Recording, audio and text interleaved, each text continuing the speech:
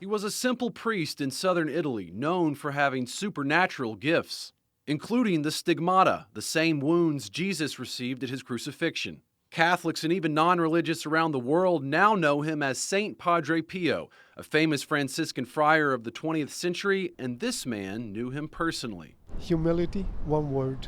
Padre Pio didn't care for all the attention, fellow Italian friar Father John Aurelia told me.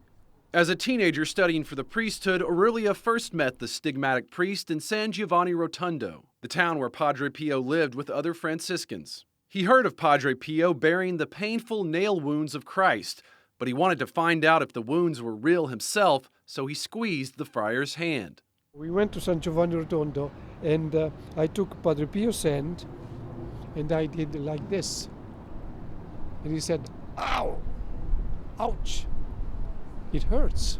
Besides the stigmata, Padre Pio was known to have mystical gifts, including the ability to read people's hearts and even heal the sick. Huge crowds would gather at his friary in San Giovanni Rotondo. People waited in long lines to see him celebrate Mass or have their confessions heard. The priest would sometimes spend more than half the day in the confessional, available to those seeking forgiveness for sins.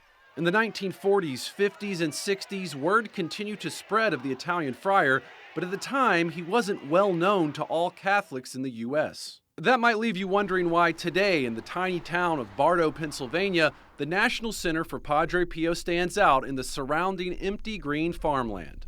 One of the main centers of devotion to Padre Pio in the U.S. can be found right here in the Pennsylvania countryside.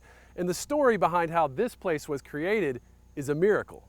In 1968, not far from here at the Children's Hospital of Philadelphia, Vera and Harry Calandra received the awful news. Their 2-year-old daughter, Vera Marie, suffering through an ongoing battle with congenital urinary tract problems, was not going to survive. And just know she's not going to make it. She is going to die. Those were the words of renowned surgeon C. Everett Koop, who would later become the U.S. Surgeon General under Ronald Reagan. He said he had tried everything, but had run out of options for his patient.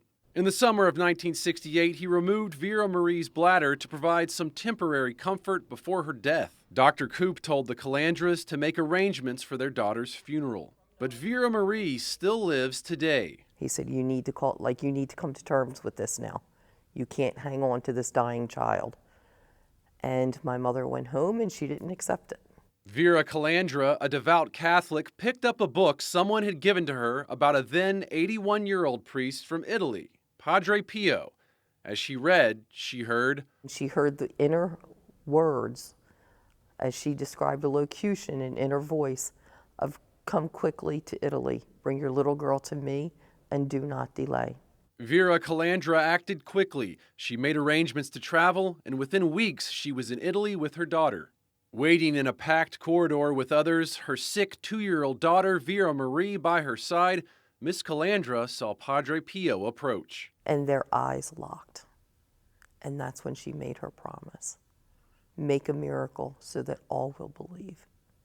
He took his wounded hand, covered in his half glove, and he pushed it up in front of her face. And she was able to kiss his hand, and he touched all of us individually on the heads and blessed us. And the next day we were on our way home from Italy. Dr. C. Everett Koop had surgically removed Vera Marie's bladder before the trip to Italy. But after they returned home, a follow-up x-ray revealed something unexplained. They found a bladder from where he had removed it. He could not explain that himself, and he just said there's a rudimentary, were the words that he used, bladder. And we don't know whatever you're doing, keep doing it. 54 years later, a healthy Vera Marie recounts the story of her healing, just as her mother would share it with her and all who would listen. Padre Pio passed away soon after Vera Calandra took her daughter to Italy in 1968, and she would dedicate the rest of her life in thanksgiving to the friar and ultimately build this center near the family's home in Pennsylvania to help promote his name. She passed away in 2004. A reporter once asked Padre Pio what else he could hope for after achieving widespread spiritual fame. Father John Aurelia recounts what Padre Pio told the reporter. I want to be a poor friar who prays. Simple as that. That's Padre Pio's spirituality. At the National Center for Padre Pio in Bartow, Pennsylvania, pilgrims can learn more about the saint's life, see real items he used, including his confession booth, and visit an exact replica of his chapel. But the focus is leading souls to Christ.